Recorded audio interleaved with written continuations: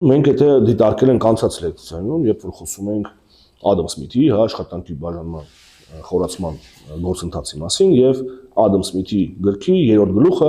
որը կոչվում էր աշխատանքի բաժանման խորացման մակարդակը սահմանափակվում է շուկայի ծավալով։ Այսինքն հենց հասնում եք շուկայի եզրերին, ստացվում է, որ հետագա աշխատանքի բաժանման խորացման գործընթացը բերում է ռիսկեր, բայց չի ապահովում արտադրողականություն։ Մենք всё, հասել ենք սահմանին։ Իմ կարծիքով այսօր մենք կանգնած ենք այն կետում, որտեղ որ մենք հասել ենք սահմանին։ Ադամ Սմիթի խոսքը, իր միտքը, իր համար ինձ թվում է շատ абստրակտ էր։ Պատկերացրա 18-րդ դարի վերջ, դե աշխարհի երբ կհասնենք մենք աշխարհի երբ տնտեսությունը կդառնա գլոբալ։ Բայց այսօր մենք շատ ռեալ կարող ենք դա տեսնել, որովհետև շուկաները գլոբալ են, ճիշտ դու դիտարկում արեցիր, այո, ռիսկերը բաժանված են տարածության մեջ, մանրացված են ինչքան հնարավոր է, այլ մանրացնել հնարավոր չի։ Ժամանակի մեջ մենք գնացինք արդեն հասանք, այնքան որ ուրեմն տեսնում ենք, բոլոր կառավարությունները ունեն հնայի, չգիտեմ, քանի պատիկ, պարտքեր։ Այո։ Դա հենց այդ ժամանակի մեջի լղոզված ռիսկերի արդյունքում է դա գոյացել, եւ բոլորը ունեն, հենց զարմանալին դա է։ Միացյալ Նահանգները ունի, Չինաստանը ունի, Ռուսաստանը ունի, Եվրոպան դա բնականաբար ունի, զարգացող երկրները բոլոր BRICS-ի երկրները եւ այլն ում չեմ նշել, բոլորը պարտքերի մեջ են, Ճապոնիան արդեն ռեկորդեր է խփում դե չի 250% հնայի եւ այլն, այո։ Դա Ճապոնիա, որ մենք ասում ենք Ճապոնիա։ Հենց դրանով է զարմանալի։ Դրա մասին հետո մենք առանձին կխոսանք, թե ինչու է Ճապոնիայում, այդպես հետաքրքիր վիճակ, որովհետեւ 80-ական թվերին Ճապոնիան համարվում էր ծակող աստղ, Սա ասում են Ճապոնիա, սա կգա без կանցնի, Sony, Panasonic, Toyota։ Ոնց էր 60-ական թվերի մասին խոսում են սովետական միության մասին, նույն ձևի խոսում են 80-ական թվերի Ճապոնիայի մասին, ու նույն այսօր խոսում են Չինաստանի մասին։ Այո։ Ուրեմն սովետական միությունը աճեց կանգնեց, Ճապոնիան կանգնեց, սա շուտով Չինաստանը արդեն կանգնում է, սա շուտով Չինաստանը կկանգնի։ Այդ նույն պատճառներով Այ դրա համար են մարդիկ, որոնք այսօր Չինաստանը սա կգա կանցնի, չգիտեմ, մենք կապրենք չինական աշխարհում։ Այդ նույն բաները գնացեք թերթեր եք բացեք, կարդացեք ինչ էին գրում Ճապոնիայի մասին։ Ճապոնացի են լինելու սա։ Սովետը սա սաղ վերցնելու է։ Սա խոսում են դրա մասին։ Այդ նույն մարդիկ այսօր ասում են, սա Չինաստանը սաղ վերցնելու է։ Հանգիստ եղեք, ոչ մի բան չի վերցնելու։ Չինաստանը, Ճապոնիան եկավ կանգնավ Ամերիկայի 80%-ի, մեկ շնչին հասնող 80%-ի կենսամակարդակի վրա, կանգնավ Հարավային Կորեան եկավ կանգնավ 50-ի վրա, ոնց որ մոտավորապես, ընդ Գերմանիան 70-ի վրա եւ այլն, Եվրոպան։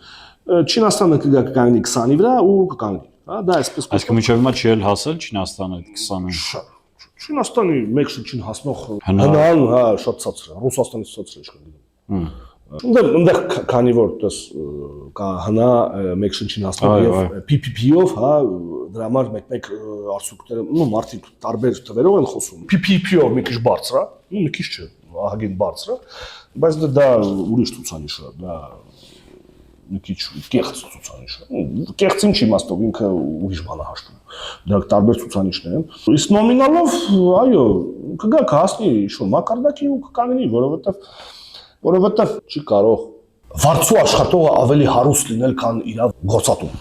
Դա հակասում է տրամաբանության։ Տվյալ դեպքում մեր մոտ Չինաստան հանդիսանում է վարձու աշխատող, Միացյալ Նահանգների համար։ Եվ բնականաբար, երբ որ սպառումը հասնի ինչ-որ մակարդակի, Չինաստանը չի կարողանալու արտահանի այն տեմպերով, որոնց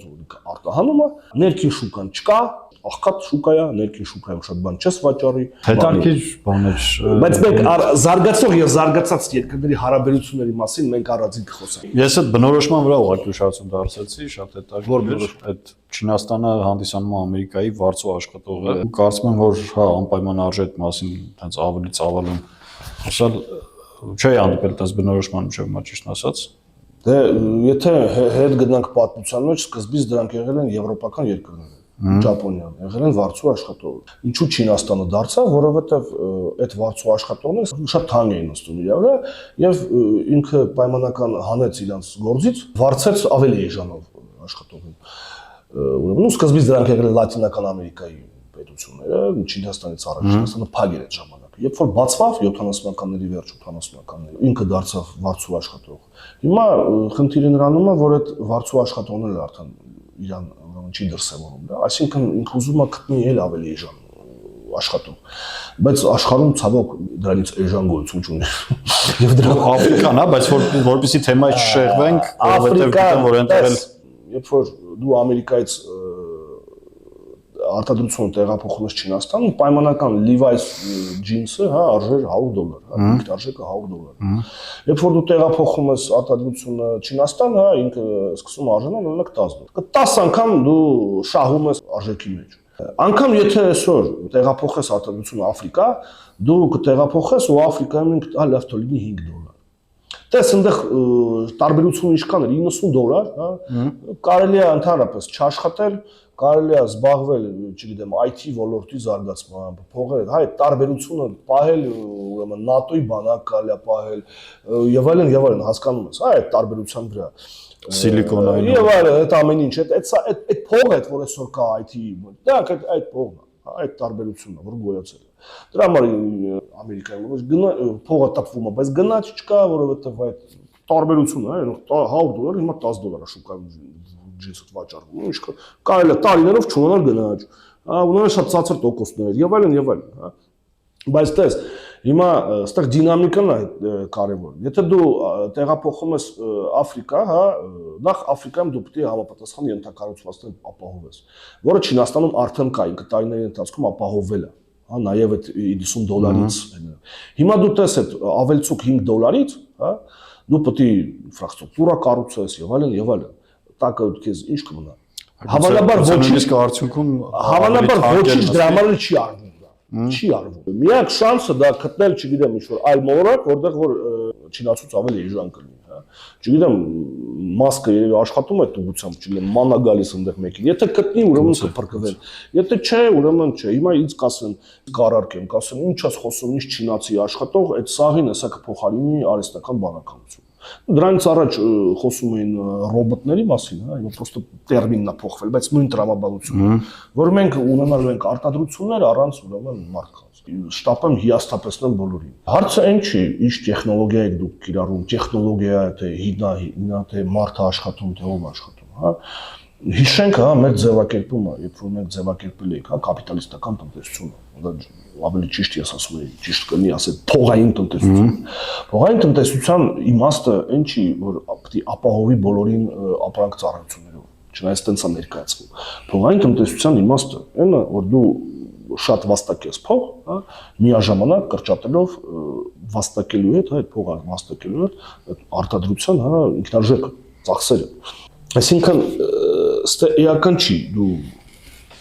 ռոբոտ ես աշխատացնում, թե ում ես աշխատում։ Կարևորը որ ծախսերը լինեն նվազագույն։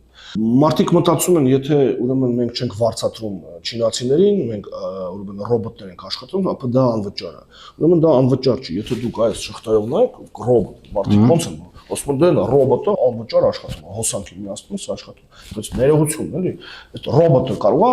Մարսից անգեբել։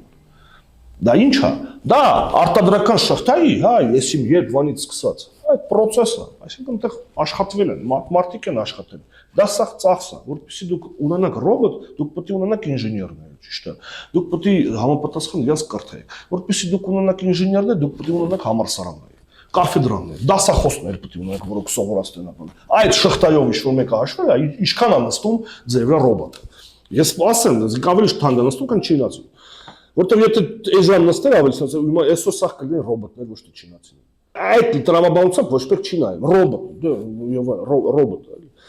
Ես ասեմ անգամ, ես մի տեղ կարդացել եմ, ուրեմն Ճապոնիայում եւ Սովետական միությունում միջելոց 70-ական թվերին եղել են ամբողջովին մարդազուրկ արտադրություններ, ռոբոտացված արտադրություններ։ Բայց առաջ չի գնացել դա։ Ինչու՞, որտեվ տեսել են, որ գյուղացուն որ բերենք, հա, Սովետական միություն, գյուղացուն որ բերում էր քաղաք զավոդում աշխատացնելու համար, ինքը իր վրա ավելի էժան է նստում։ Ճյուղային հաշվեք շրով որ հաշվում ես, հա, ավելի էժան է ստացվում գյուղացին, հա, քան ռոբոտը։ Նույնը Ճապոնիայում համոզված եմ հաշվել են, հա, իրանք էլ հիմար չեն, էլի, չեն ընկնում ինչ-որ դոգմաների հետևից ռոբոտ, մարդիկ ռեալ բիզնեսմենները հաշվում է իր ծախսը, էլի։ Ինձ ռոբոտն է ձեռ տալի, թե չինացին։ Եթե չինացի է ձեռ տալի, ուրեմն չինացի ենք աշխատացնելու։ Եվ ես հասկանում դրա մասին ընդունակ, բայց այսօր ամբողջ ավտոարտադրությունն է, ավտոարդյունաբերությունը ամբողջ աշխարհում ինքը ռոբոտացված է։ Վլադ ջան, նորից, հա, ռոբոտացվածը որտե մարդիկ նայում են մի կետ, նայում են մի հատ գործար, հա, այս շղթայի մեջ։ Այս կետը նայում են ու դեռ ինչ-որ մարդ չկա ռոբոտներ են։ Ես հարց եմ տալի այդ ռոբոտները որտեղից են։ Ով է դրանց պատրաստել։ Որ դու գնաս շղթայով, դու կտեսնես, որ ստես շղթաներ է գնում, հասկանում դեռ լիքը մարդ աշխատում։ Հասկանում ես, զբաղվածությունը համաշխարհային են, որ ասում են Եվրոպայում գործազրկություն, Ամերիկայում գործազրկություն։ Բայց դու նայես համաշխարհային զբաղվածությունը կաչում է։ Այո, ռոբոտ ստեղծելու արդյունքում, չգիտեմ, Գերմանիայում ասենք 10% մարդ է գործազուրկ է, օրինակ, կամ մեծ տոկոսներ է, չէ, Եվրոպայում։ Բայց 200 միլիոն ուրեմն մարդ Չինաստանում ստացավ աշխատանք։ Հիմա այդ 10%-ը Գերմանիայում դա ոչ մի բան է, հասկանում ես, համաշխարհային գլոբալ տնտեսության համար։ Մենք թեմայից շեղվեցինք, որովհետև ես այդ դրա մասին կուզենայի խոսել, երբ որ մենք խոսանք իմ սիրած թեմայի մասին, հա, նորարարությունների մասին։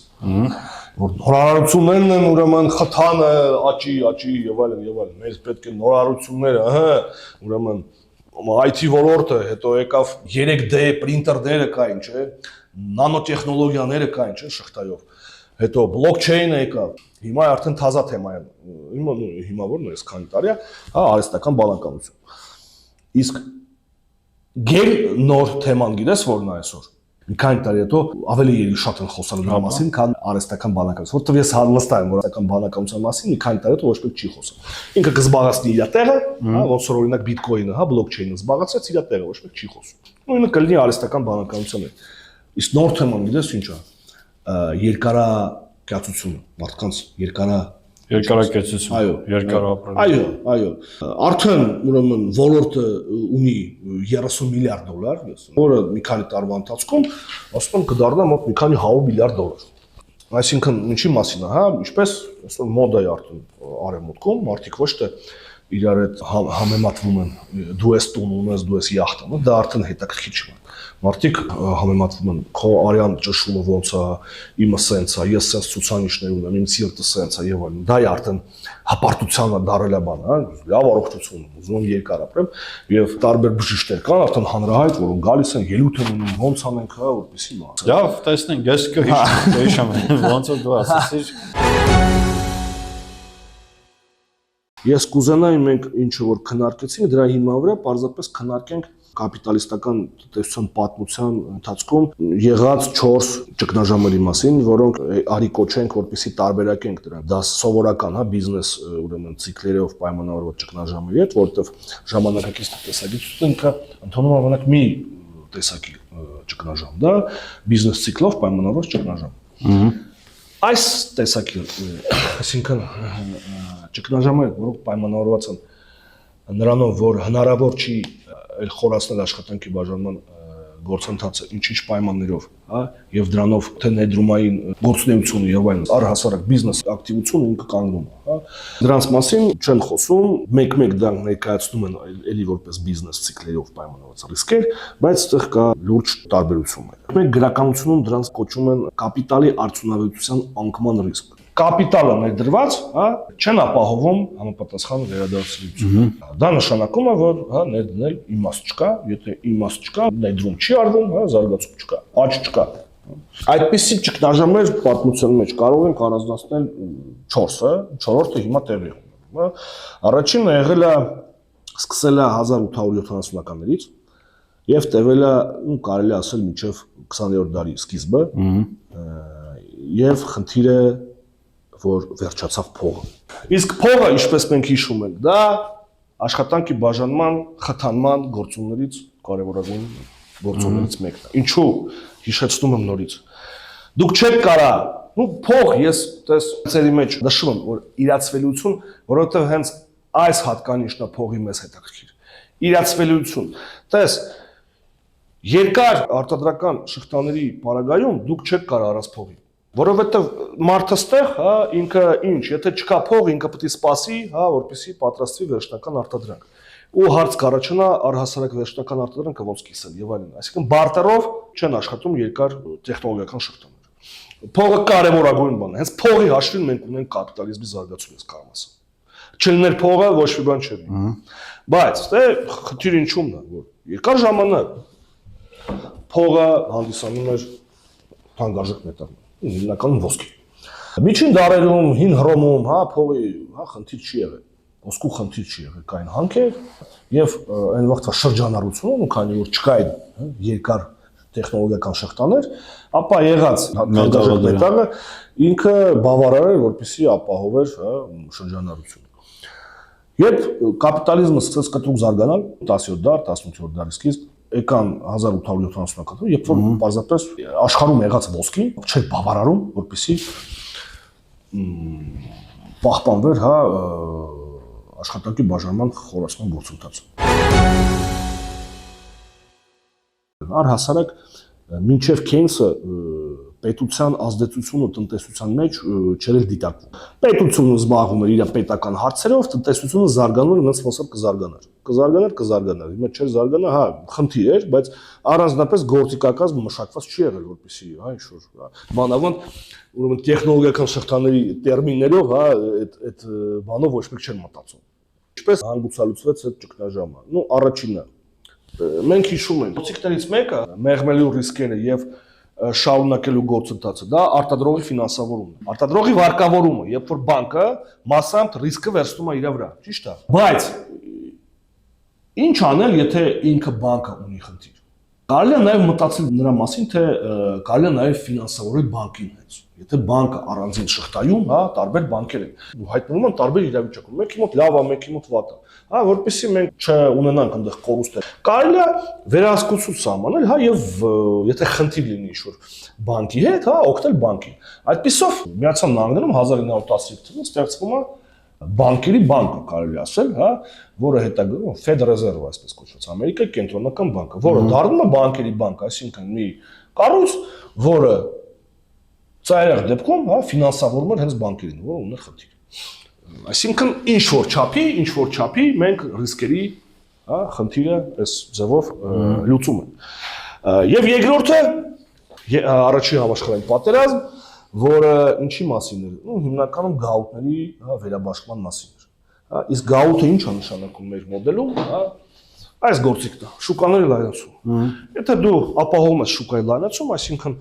հա, հիշում ենք Ադամ Սմիթի 3-րդ գլուխ, հա, սահմանափակ շուկայով։ Եթե շուկաները լայնանում են, հնարավորություն եք ստանում հետագա զարգացման։ Դες որ մենք խոսում ենք շուկայի ծավալի մասին, հա, թե պահանջարկի, թե առաջարկի, այսինքն պահանջարկ, որ դու կարողանում ես սպառել քո արտադրված արտադրանքը, երկրորդը դու էժան հումք ես կարողանում ներմուծել քո մոտ, քո արտադրության մեջ, թե աշխատուժ, թե բնական հանածոներ եւ այլն եւ այլն։ Ով կորցրեց, Գերմանիան կորցրեց իր գաղութները, առանձնապես ինքը մեծ գաղութներ չուներ, այսինքն ստեղի որ մեծ շուկայի լայնացման մասին խոսք չէր կարող գնալ, պլյուս ինչքան էլ Federal Reserve-ը սկսեց օգնել բանկերին, մեկը ռիսկերը կուտակվում էին եւ շատ երկար չտևեց այս ամեն ինչը, հա, եւ մենք ականատես եղանք, հա, պատմության մեջ երկրորդ ԿԱԱ, հա, այսպես կոչված, հա, կապիտալի արդյունավետության անկման ճգնաժամի, որը սկսեց 1927-ից եւ շարունակեց համարյա մինչեւ երկրորդ համաշխարհային պատերազմի սկիզբը, հա, 1939։ Դա կոչվում է գրականության մեջ հայտնի է որպես մեծ դեպրեսիա։ Սկզբից առաջինն էին անվանում մեծ դեպրեսիա, բայց հետո անունը փոխեցին երկրորդին դրեցին, իսկ առաջինը սկսել են կոչել մեծ ռեցեսիա կամ երկար ռեցեսիա, որտեղ շատ երկար էր, համարյա 40 տարի է։ Որտեղից սկսեց, դա սկսեց Ամերիկայում, հա, բորսայի անկմանը, սկսեց շատ մեծ ճգնաժամ, հա, մոտավորապես գործազրկությունը 20-25%, հնայի անկումը մոտավորապես 40%, հա, այսինքն շատ մեծ կորուստներ են կրում, պատճառները նույնն են, էլի փողը քչություն անում, չի հերիքում, եւ էլի շուկաների լայնացման խնդիր կա։ Ինչպես հանգուցալուծվեց։ Նախ դա քեյնսյանության ծնունդն էր այդ ժամանակաշրջանը, երբ հասկացան, որ վերջի պետությունը կարող է դեր խաղալ, օգնել ճգնաժամերի ժամանակ։ Այն ինչ որ արեց Միացյալ Նահանգները, նման է, հա, թե ինչ է նկարագրում Քեյնսը իր գրքում։ Իսկ ինչի մասին է քեյնսյանությունը։ Նորից վերադառնանք, հա։ Եկամուտների վերաբաշխում շղթայի մեջ, հա։ Ինչ անենք, այնտեղ որտեղ որ եկամուտը կուտակվի, հա, վերաբաշխենք կենտրոններ, որտեղ որ չկա այդ շղթայով։ Դա է հենց քեյնսյանության ուրեմն ամբողջ գաղափարը։ Տվյալ դեպքում ինչ է տեղի ունենում, պետությունը պետական պարտքի շնորհիվ վարձակալում էր գործազուրկներին, հա, եւ կառուցում էր հիմնականում ենթակառուցվածքներ, ճանապարհներ, կամուրջներ եւ այլն։ Հետո երբ որ տնտեսությունը կսկսի աճել, հա, դրանից հետո արդեն մենք բարձր հարկերով եւ հա լայն հարկային բազայի շնորհիվ, հա, ապագա մենք ֆինանսավորենք մեր բյուջեի դեֆիցիտը եւ կփակենք հա մեր պետական կուտակված պարտքը։ Սա դարձավ կախարդական փայտիկ, հա, կառավարությունների ձեռքում։ Այո, այսպես մենք կարող ենք հա խթանել տնտեսությունը։ Իհարկե վերքաղաց դա երրորդ համաշխարհային պատերազմը, երբ նորից շուկաների գաղութների վերաբաշխման մասին էր խոսքը, եթե դրանից առաջ մենք ունեցել ենք 5, այսպես ասենք, հա, աշխատանքի բաժանման համակարգեր մեծ, հա, դա ամերիկյանն էր, բրիտանականն էր, գերմանականն էր, ճապոնականը եւ սովետականը, պատերազմի արդյունքում մենք ունեցանք արդեն ընդամենը 2, հա, ամերիկյանը, ու կարելի ասել արևմտյան, հա, Ամերիկայի գծով եւ սովետական, որովհետեւ ճապոնականը, գերմանականը եւ բրիտանականը մտել են արևմտյան համակարգի մեջ։ Իհարկե դա լայնացրեց հնարավորությունները։ Եվ մենք ունեցանք հետ պատերազմյան երկար աճ, հա, վերականգնողական աճ են ասում, հա, մենք տեսնում ենք աճում է Եվրոպան, աճում է ԱՄՆ-ն, սովետական միություններ աճում, Ճապոնիան էր բնականաբար աճում եւ այլն, այսինքն տեսնում ենք ամենտեղ համընդհանուր աճ։ Որոնք են նախադրյալները այդ աճի։ Net տեսեք, նախ կտրուկ աճել են շուկաները, չէ՞, այսինքն հա արևմտյան համակարգի մեջ մտնում էր Միացյալ Նահանգներից բացի ամբողջ Եվրոպան, Ճապոնիան, Լատինական Ամերիկան եւ այլն, այսինքն շատ մեծ շուկաներ են, այսինքն ռիսկերի բաշխման հա շատ մեծ տեղ կա, շատ մեծ արտադրողականություն է կարող ապահովել աշխատանքի բաժանման խորացման միջոցով։ Եվս մի գործոն, որի մասին շատ քիչ են խոսում, բայց ես կուզենամ մենք մի քիչ այստեղ մանրամասն քննարկենք, որովհետև տես կարևոր սահմանափակում, դա մարդիկ են։ Աշխատանքի բաժանում ինք արդեն ենթադրում են, որ պետք է մարդիկ լինեն, չէ՞ որ բաժանես։ Այսինքն շատ հնարավոր է, որ կարա լինի մարդկային ռեսուրսի խնդիր։ Եվ Ամերիկայի Միացյալ Նահանգները իրականում կանգնեցրին այդ խնդրի առաջ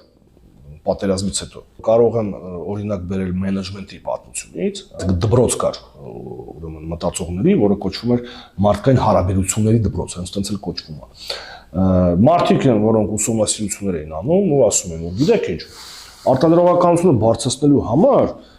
մենք պետք է աշխատողներին շահադուռթենք։ Մենք պետք է իրանց հետ ինչ-որ ոչ թե խոսանք որպես մենք տերենք դու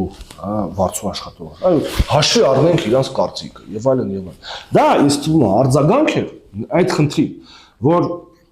չէր բավարարում արդեն մարդկային ռեսուրսը։ Մարդկային ռեսուրսը եթե չի բավարարում եւ մարդիկ զգում են դա, հա, իրանք սկսում են, հա, իրանց ուրեմն իրավունքները, հա, առաջ բերել, աշխատամարձը բարձրացրեք, աշխատանքային օրը կրճատրեք եւ այլն, բարձ։ Սկզբնական ժամանակում, հա, այդ տեսություններով, հա, փորձում են ինչ-որ, հա, ասում են, լավ, եկեք ուրեմն մարդկանց ներգրավենք կառավարման մեջ, կարող է իրանց ասենք արտադրողականությունը աճի, հա, եւ հետազոտությունների ապացույցներ։ Բայց միևնույնն է, մեծ պահանջները աշխատողները խանգարում են հետագա զարգացմանը։ Ինչու՞։ Նորից ենք հիշում Վանաձևը, հա, փողային տնտեսության։ Շատ վաստակել եւ քիչ ծախսել, նվազեցնել ծախսերը, հա, իսկ մեր մոտ ստացվում է, հա, որ ծախսերը աճում են, այսինքն մենք շատ քիչ ենք վաստակում։ Եվ այդտեղ օգնության եկավ հետեւյալ երևույթը, երբ 60-ական թվերից մոտավորապես աշխատանքի շուկա արևմտյան աշխարհում, հա, միացյալներում դուրս եկան կանայք։ Կանայք։ Հաջունչանգը, հա, տնտեսագետը, ինքը իր գրքերից մեկում մի սենց դիտողություն արել, դեք ինչ, լվացքի մեքենան ավելի մեծ արտադրողականություն է ապահովել, հա, քան տեղեկատվական տեխնոլոգիաները։ Դա կարող է սյուրռեալիզմ հնչի որպես, հա, մարդկանց մնաց ինչ եք ասում, ուրա լվացքի մեքենան, ուրա տեխնոլոգիան։ Ու մեր համար մարդկանց, որոնք ապրում են, հա, ծնվել են լվացքի մեքենայի դարում, հա, դա ինչ-որ մի հատ լվացքի մեքենա է, էլի ինչ ա որ։ Բայց խնդիրը ինչումն է, հա, ես ասեցի, դուրս եկան կանայք, իսկ ինչի միջև այդ իրանք դուրս չեն գալիս։ Եթե մենք նայենք, հա, ապա անգամ արևմտյան հասարակությունները միջև 20-րդ դարի, հա, 60-ական 70-ական շատ ավանդական հասարակություններ են, այսինքն տղամարդը աշխատում է, կինը, հա, զբաղվում է երեխաներով, տան գործ եւ այլն եւ այլն։ Եվ տնային աշխատանքը, հա, ինքը շատ ծանր է եղել, մանավանդ լվացքը։ Կանայք հիմա կհասկանան, հա, որ ինչ է նշանակում լվացք անել առանց լվացքի մեքենա, չգիտեն արդեն ինչ է, բայց մեծ սերնդի մեր ներկայացուցիչները հաստատ կպատմեն, որ կարելի մանավանդ եթե ընտանիքը լինում է բազմազան, աշխատատար, ժամանակատար, պարզապես լվացքի մեքենան ինչ արեց, հա, ինքը կտրուկ, հա, ավելացրեց ազատ ժամանակ եւ կինը հնարավորություն ստացավ գնալ աշխատանքի, ինչը դրանից հետո պարզապես հնարավոր չէ։ Բայց այստեղ էականը նաեւ նշել, որ դա ոչ թե ինչ որ աշխատուժ է, դա որակյալ աշխատուժ չի, հա, որտեղ այդ մարդը ոչ մի տեղ սովորել է, ոչ մի բան, ինքը ունի ամենապրիմիտիվ ունակությունները եւ իրան կարելի է զբաղացնել միայն պարզ, հա, ինչ որ աշխատանքով։ Բայց մենք որտեղ ենք շահում։ Դե քանի որ ինքը պրիմիտիվ աշխատուժ է, հա, պրիմիտիվ սկիլերով, այսպես ասած, հա, ապա իրան կարելի է վարձատրել շատ քիչ, չէ՞, շատ քիչ։ Ուրեմն աշխատանքի բաժանումը, երբ որ երկարացնում ենք, ինչի հաշվին եք երկարացնում։ Երբ որ մենք պարզ գործողությունները, հա, տարանջատում ենք բարդ գործողությունից։ Հիշենք գրատախտակ մակրոհին, հա, ինձ հիմա կարող է լսել եմ արտոնացրել, քննադատել եմ։ Ես կարամ ուրիշ օրինակ բերեմ, դա պրոստը իմ կյանքից էր այդ օրինակը, ես դրանից հետո եմ սկսել մտածել, դրա համար բերեցի։ Ես կարամ 1000 ու մի օրինակ բերեմ։ Ինչ է նշանակում, հա, գրատախտակ մակրո։ Այսինքն մենք տարանջատում ենք պարոն Պորտերից, հա, Պարզունակ աշխատանքից եւ վճարում ենք դրա համար շատ էժան։ Նույն բանն է ստեղա տեղի ունենում։ Մենք վերցնում ենք մի ռեսուրս աշխատանքային, որը պետք է կատարի շատ պարզ աշխատանք։ Հաստոցի հետևը կանգնի պարզապես, հա։ Մեզ դա բավարար է, մեզ պետք չի իր ինտելեկտը, մեզ պետք չի իր կրթությունը, մեզ պետք է ինքը պարզապես հետը կանգնի։ Մենք վարպետին չենք կարող կանգնացնել, կարանք կանգնացնել, բայց մենք ահռելի փող ենք տալու վարպետին, չէ՞։ Ինչի համար ենք վարպետին կանգնացնում։ Կարելի է կնոջը կանգնացնել, բայց մենք դրա համար շատ քիչ ենք վարձատրելու։ Ինքն էլ է ուրախ, հա, որովհետեւ դրանով ինքը ավելացնում է ընտանեկան բյուջեն ինչ որ չափով։ Ինքն է ուրախ, ու մենք ենք ուրախ։ Հա, տեսնում եք ինչ է ստացվում։ Եվ դա էր նաև խթան հանդիսացել, որ միջև 70-ական թվերը մենք ունեցել ենք կայուն աճ։ Հա, շատ հետաքրքիր լվացքի մեքենայի։ Հա։ Այսինքն մոտ պատերազմից 25 տարի, հա, մենք ունեցել ենք կայուն գլոբալ աճ, այսինքն աշխատանքի բաժանում խորացում տեղեր ունենում, հա, ռիսկերը մեղմացվում են այդ գործոններով, մասին մենք խոսեցինք։ Եկավ 71 թիվը եւ այդտեղ սկսեց երրորդ ճգնաժամը, այսպես կոչված նավթային ճգնաժամը, որովհետեւ մոտավորապես տևեց մինչև 70-ականների վերջ, 80-ականների սկիզբ նայած ոնց ենք հաշվում մոտավորապես, հա։ Ոնց է դա ներկայացվում որպես խնդիր։ OPEC-ը, հա, այսինքն նավթ արտահանող կարտելը, մի հատ 71-ի, մեկը 73-ի, եթե չեմ սխալվում, կտրուկ բարձրացրեց նավթի գինը։ Իսկ նորից նայում ենք մեր գրաֆիկները։ Նավթը որտեղ է։ Արտադրության սկզբում ամենը, չէ, հումքը որպես չէ։ Եթե այստեղ մի բան թանկանում է, չէ, բնականաբար շղթայաբար դա հասնում է այստեղ, հա։ Աշխարհը տեսավ մի երևույթ, որը միջև այդ չէր տեսել եւ ոչ մի տեսություն, անգամ այսօրվա ժամանակակից տեսագիտությունը դա չի կարող բացատրել, որը կոչվեց ստագֆլյացիա։ Այսինքն գնաճն ու այսինքն ինֆլյացիան ու թողարկման անկումը միաժամանակ։ Դա հնարավոր չէ ըստ նեոդասական տնտեսագիտության, որովհետև եթե ձեր մոտ անկումը, հա, թողարկման անկումը տեղ ունի, գները պետք է իջնեն։ Ճիշտ է։ Ու հակառակը, հա, եթե ձեր մոտ օրինակ բարձր պահանջարկ է, այսինքն արտադրությունը աճում է, հա, պետք է լինի գնաճ։ Այսինքն իրանք իրար պետք է հետ գնան։ Հնարավոր չէ որ լինի եւ գնաճ եւ արտադրություն միաժամանակ, հա, դա անտրամաբանական է իրանց մոդելը։ Բայց դա տեղի ունենում եւ պատճառը առաջարկով պայմանավորված գնաճ։ Հա, ոչ թե պահանջարկով պայմանավորված, այլ առաջարկով, քանի որ դե մեր ինքնարժեքը աճում է, բնականաբար գինը պետք է բարձրանա, հա։ Ինչ տեղի ունեցավ այդ ժամանակ։ Առաջին բանը որ արեցին, հա, վերջապես լուծվեց փողի հարցը։ Հիշում ես երկու ճգնաժամի առաջ այն կար փողի հարցը, ոսկին չէր հերքում։ 71 թվականին, եթե չեմ սխալվում, Ամերիկայի Միացյալ Նահանգները որոշեցին էլ չկապել դոլարը ոսկու հետ։ Այսինքն եթե միջև այդ, հա, դոլարը նշանակում էր ինչ-որ չափի ոսկի, ապա դրանից հետո որոշեցին, որ այդպիսի կապ գոյություն չունի եւ դոլարի գինը եւ այլ արժույթների գինը որոշվելու են շուկայում, հա, այսինքն պահանջարկի եւ առաջարկի հիման վրա ոնց որ հիմա, հա։ Որոշ մարդիկ մտածում են, հա, եւ կարծում են, որ դա է հանդիսացել հենց պատճառը, որ մենք այսօր հայտնվել ենք այս վիճակում։ Այդ դոլարը ոչ մի բանով ապահովված չի, այն վաղ ապահովված է եղել, դրա համար նորմալ է եղել, չնայած նորմալ է եղել, հա, ինչ-որ ճգնաժամեր հանդարտ լինում են։ Բայց դե ամենայն դեպս այսպիսի վիճակ մենք չենք ունեցել, իսկ հիմա դա ամեն ինչ դրա պատճառով է, որ այդ սատանայական կառույց, այդ Fed Reserve-ը տպում է ինչքան ուզում է, ոչ մի բանով չապահովված թղթեր եւ վաճառում է սաղ աշխարհին, իսկ մենք ուրեմն ստիպված ենք վերցնել դրանք եւ այլ, այսպես դա կիսադավադրական, հա, տեսությունների տրամաբանության մեջ է։ Եթե այդ որոշումը չկայացվեր, մենք տենց էլ մեր ճգնաժամը, հա, ինքը չէր հանգուցալուծվի։ Դա տվեց հնարավորություն, հա, այսինքն փողի հարցը հելա։ Փող կա ինչքան ուզում եք։ Այսինքն ինչքան ուզում եք երկարացրեք այս շղթան։ Արդեն փողը խնդրեմ չի։ Այս սրանից մենք բրծանք։ Սա է եղել որ մեծ խանգարողը։ Սա էլ գոյություն չունի։ Փողի մասին մենք ունենանք առանձին ոդկաստ, այնտեղ շատ հետաքրքիր մենք կնայենք կվերլուծենք, կհասկանանք փողի դերը, հա։ Միացյալ Նահանգներում նախագահ դարձավ Ռոնալդ Ռեյգանը եւ այդ ժամանակաշրջանը սկսեցին կոչել Ռեյգանոմիկա, հա։ Ինչ է իրենց ներկայացնում Ռեյգանոմիկը։ Նախ փաստեցին հետեւյալը, որ կենսիանությունը դա բոլոր խնդիրների լուծումը չի եւ առհասարակ արձանագրեցին կենսիոնության անկումը, հա, որպես տեսություն, որ այդ տեսեք մենք հավաքել ենք, հա, արել ենք, այսօր մեծ պարտքեր ենք հավաքել, բայց խնդիր կա, խնդիրը չեն կարող։ Այսինքն 30-ականների ճգնաժամից, 20-ականների վերջից ճգնաժամից մինչև 70-ականներ կենսիանությունը եղել է mainstream։ Այսօր դες չի որ ինքը backstage-ում է, բայց ինքը որոշ բաներ վերցրած է կենսիանությունից, բայց mainstream չի ամենայն դեպս։ Mainstream չի, հա։ Իսկ այդտեղ արձանագրվեց, որ ուրեմն կենսիանությունը ձախողված է եւ պետք է նոր տեսություն եւ առաջակա նոր տեսություն, այսպես կոչված առաջարկի տնտեսություն։ Կենսիանությունը համարվում է պահանջարկի, հա, տեսություն։ Պետք է ֆինանսավորել պահանջարկը։ Իսկ դեռ ասում են ոչ, պետք է ֆինանսավորել եւ ուշադրություն դարձնել առաջարկը։ Ինչ է նշանակում առաջարկը, այսինքն ով է մեր մոտ զբաղվում առաջարկով, բիզնեսներ, չէ՞։ Ուրեմն պետք է իջեցնել բիզնես տարբեր ձևի հարկեր, տարբեր ձևի турքեր, ռեգուլատորները եւ այլն, ինչ նորմեր, բաներ եւ այլն, ինչ կապված է բիզնեսի գործին, ամեն ինչ անել, հա, որպեսզի բիզնես կլիման, հա, մեր մոտ ոնց են զբաղվում են ինչեր հիմա։ Բիզնես կլիմային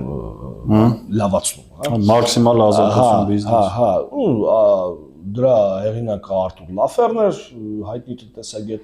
եւ դրա այդ տեսությունը ասեցին կիրառել, հա, բայց ինչքան էլ խոսեմ, որ դա առաջարկի տնտեսությունն էր, մեծ տեղեր տրվել նաեւ սպառմանը, հա, այսինքն պահանջարկի։ Այս 4 մեխանիզմը սկսեց կիրառվել։ Սպառողի վարկավորում, ֆինանսավորում։ Ինչպես է դա տեղի ունենում։ Միացյալ Նահանգներ 1979-80-ական թվեր, ուրեմն Fed Reserve-ի բազային տոկոսադրույքը 17% է, որովհետև պայքարում էին ինֆլյացիայի դեմ։ 2008 թվականին այդ տոկոսադրույքը դարձավ 0։ Այսինքն 40 տարվա մեջ ու ինչքան է գալիս, հա, պարբերաբար անընդհատ իջեցնում են փողի գին։ Միևնույն ժամանակ, եթե նայում ենք վիճակագրությունը, Միացյալ Նահանգների ուրեմն միջին վիճակագրական տնտեսությանը, հա, տնային տնտեսություն, ընտանիք, ոչ թե մարդը, ընտանիքը, տնային տնտեսության ուրեմն եկամուտները մնացել էին 60-ական թվերի մակարդակի վրա։ Այսինքն եկամուտները չէին աճում, բայց սպառումը աճում էր, բայց մենք կենսամակարդակը չափում ենք սպառմամբ, ոչ թե եկամուտներով։ Ինչով է փակվում այդ գեփը, հա, այդ տարբերությունը փակվում է սպառողական վարկերով։ Եվ եթե նայում ես նորից վիճակագրությանը, ապա 60-ական թվերին, եթե միջին տնային տնտեսության վարկավորման ծառաբեռնվածությունը եղել է մոտ 60% տարեկան եկամուտի, ապա 2007-ին 8-ին ինքը դարձավ արդեն 120%, այսինքն երկու անգամ աճեց։ Ավելացնելով տնային տնտեսությունների բեռը, հա, վարկերի հաշվին, կարողացան, հա, 40 տարվա մեջ բարձրացնել կենսամակարդակը։ Պլյուս դրան բացվեցին նոր շուկաներ, նախ բացվեց Չինաստան, իսկ էֆեկտի մասին մենք փոքր խոսացինք, հա, այսինքն նոր հնարավորություն, նոր շուկա է, նոր ինքնարժեք առհասարակ, հա, Լատինական Ամերիկան էր,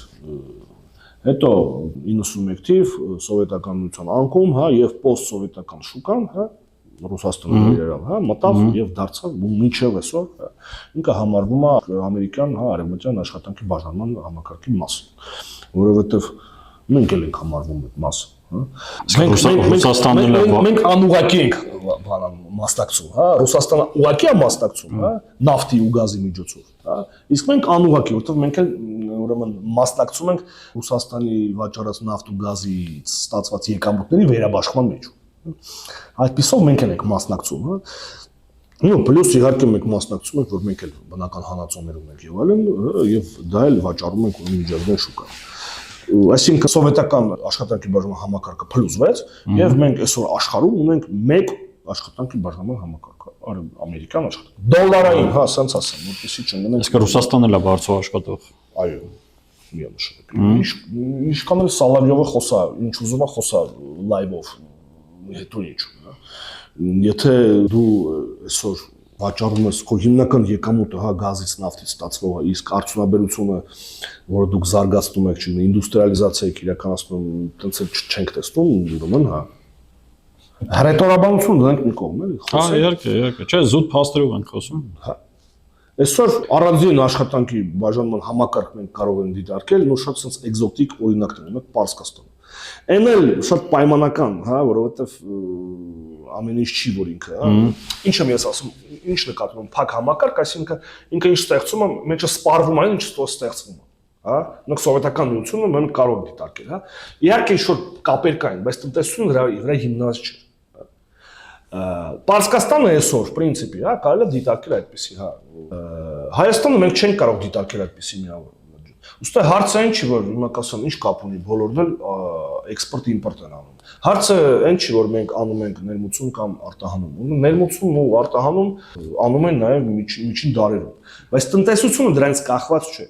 Իմ բարեկեցությունը դրանից չէ կախված։ Հա ինչ որ մի բան կբերեն, մի բան կառնեն, եւ այլն եւ այլն, բայց իմ բարեկեցությունը կախված է թե ես իմ հողամասում ինչ կցանեմ։ Սովետական միությունը, հա, մեր բարեկեցությունը կախված է դրանից, թե մենք ինչ կարտադրենք։ Բայց այսօրվա Հայաստանը իմ ու քո բարեկեցությունը կախված չի Հայաստանը ինչ կարտադրի։ Դա Հայաստանը ինչ կվաճառի արտաքին շուկայում։ Դե դու այսօր ոչ մի բան չվաճառես, դու ներսում ոչ մի բան չես։ Դրա մասին է խոսքը։ Պարզա չէ, ինչ ենք ուզում ասել։